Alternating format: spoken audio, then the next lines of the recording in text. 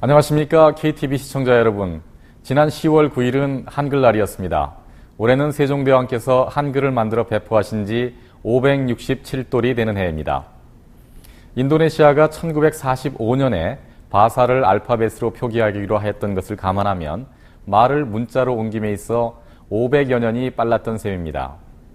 한글이 있어 대한민국은 오늘날 세계에서 가장 낮은 수준의 문맹률을 기록하고 있으며 고유한 문화를 꽃피우고 있습니다.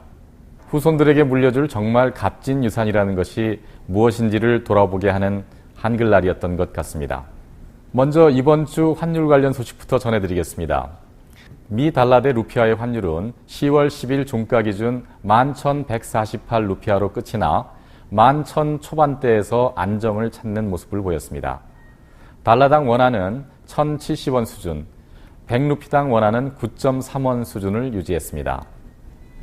10년물 루피아 표시 국채의 경우 어제 8.1%로 마감되었는데요.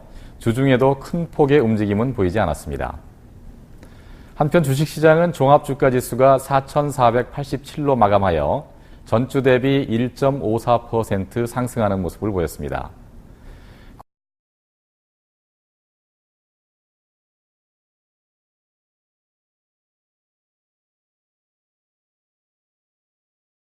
이렇게 환율, 채권, 주식시장이 모두 안정적인 모습을 보였던 것은 지난 한 주 동안 9월 외환 보유고 증가와 중앙은행의 기준금리 동결 소식이 있었기 때문입니다.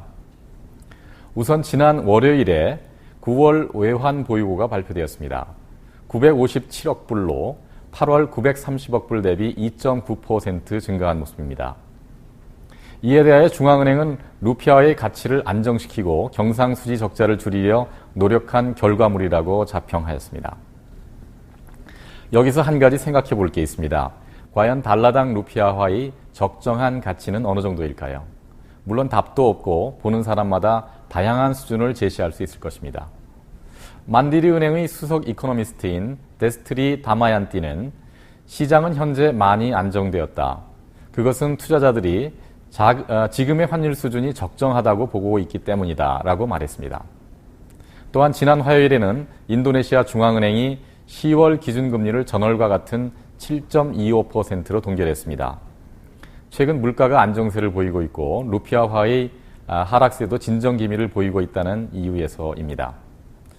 아구스 마르토아 아르도요 총재는 국내외 경제 여건을 면밀히 주시하고 있다. 통화정책 및 거시정책을 최적화하여 인플레이션 억제 및 통화가치 안정에 주력하는 중이다라고 밝혔습니다.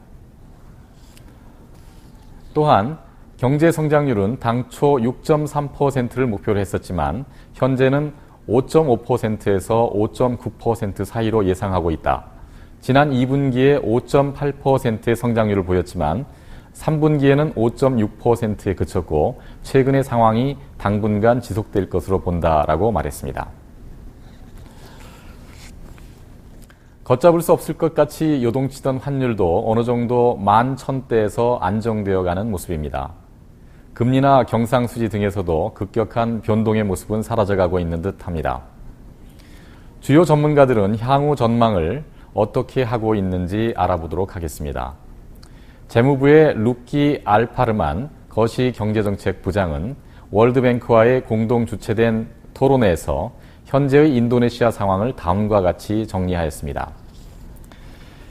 최근 몇 년간 인도네시아는 원자재 가격 상승, 미국의 양적 완화에 따른 유동성 유입에 힘입어 루피아화의 초과 이익을 누려왔다.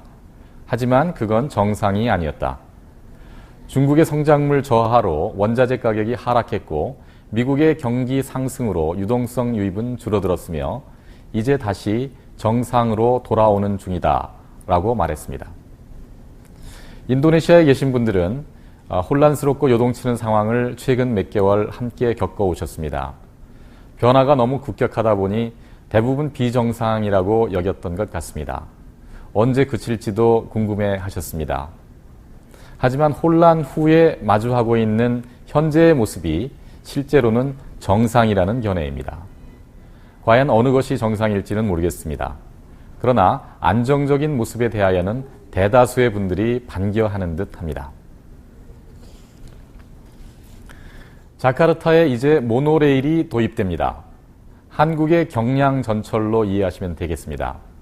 우선 1구간은 사우스 자카르타의 르박 블루스에서 호텔 인도네시아까지 15.7km 구간으로 7곳의 지상 역사와 6곳의 지하 역사를 둘 계획이라고 합니다. 총 15억 불, 한국 원화 기준 1조 6천억을 들여서 2016년 운행을 목표로 하고 있습니다. 이후 두 번째 연결 구간은 호텔 인도네시아에서 북쪽으로 깜풍 반단까지의 노선을 2018년까지 건설할 예정이라고 합니다. 이에 따라 건설 기간 중 추가적인 교통 정체를 벌써부터 우려하고 있습니다. 자카르타 주정부는 이로 인한 교통 정체 경감을 위해서 도로를 넓히고 CCTV를 설치해서 정보를 제공하겠다라는 등의 방안을 내놓았습니다.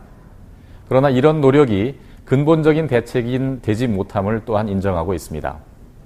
주정부는 MRT 사업이 성공적으로 마무리될 수 있도록 시민들이 일부 불편하시더라도 이를 감내하며 협조해 주실 것을 당부하고 있습니다. 한국에서 겪으셨던 지하철 공사 기간 동안의 불편과 완공 후의 편리함이 함께 떠오르실 겁니다. 자카르타의 성공적인 모노레일 사업을 기원합니다.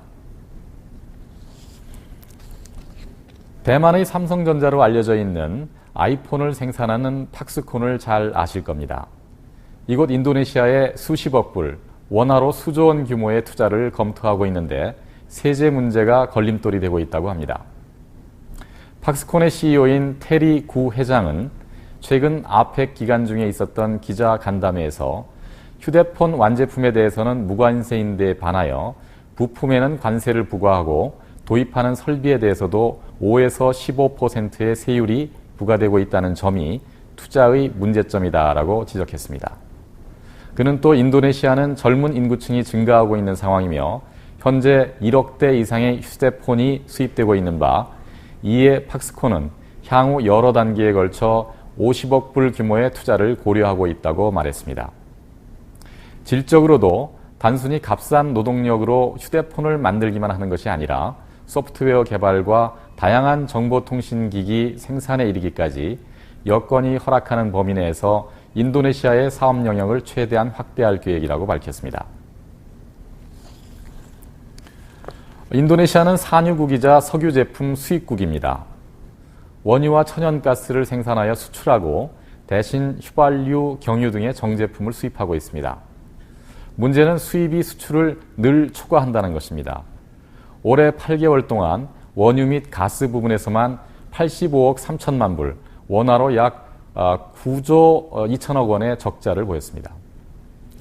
이런 에너지 무역 구조는 만성적인 경상수지 적자의 주요 원인이 되고 있습니다. 원유를 생산해서 국내에서 정제하면 수입을 줄일 수 있을 텐데 왜 이렇게 무역 적자가 계속되고 있는 것일까요? 그 원인으로는 우선 엑슨모빌, 쉐브론 등 세계적인 석유 생산업체들과의 계약 조건을 들 수 있습니다.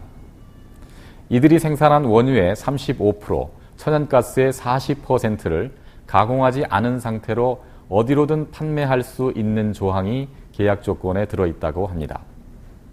또한 국내 정제시설의 부족도 한 원인이 되고 있습니다. 국영 프루타미나가 소유한 6곳의 정유설비를 통해 하루 100만 배럴을 가공할 수 있다고 하는데요. 인도네시아의 일일 소비량은 140만 배럴에 이르고 있다고 합니다. 다시 말하면 일일 소비량을 충당하기에는 매일 40만 배럴이 부족하고 이를 수입으로 충당하고 있는 것입니다. 인도네시아의 인구 구조를 보면 젊은 층의 인구가 증가하고 오토바이나 자동차를 구매할 여력이 있는 중산층 또한 증가하고 있는 상황입니다. 이렇다 보니 에너지 자급에 대한 정부의 대책이 절실한 상황입니다. 인도네시아 정부는 이를 타개하기 위해서 해당 계약 조건의 개정 노력과 함께 정유설비 시설 증설 노력을 병행하고 있다고 합니다. 석유가 전혀 생산되지 않은 상태에서 원유를 들여와서 가공하고 정제유를 해외에 수출하는 우리 한국과는 상반된 모습이어서 매우 흥미롭습니다. 지난 9월 24일 중앙은행은 부동산 가격 상승을 억제하기 위해 대출 한도를 80%에서 70%로 줄이는 등의 새로운 규제 내용을 발표한 바 있습니다. 하지만 이슬람 금융, 즉 샤리아 금융은 예외였습니다. 그러면 여기서 말하는 샤리아 상품은 과연 무엇일까요? 이슬람 율법이 규정하고 있는 생활규범을 샤리아라고 합니다.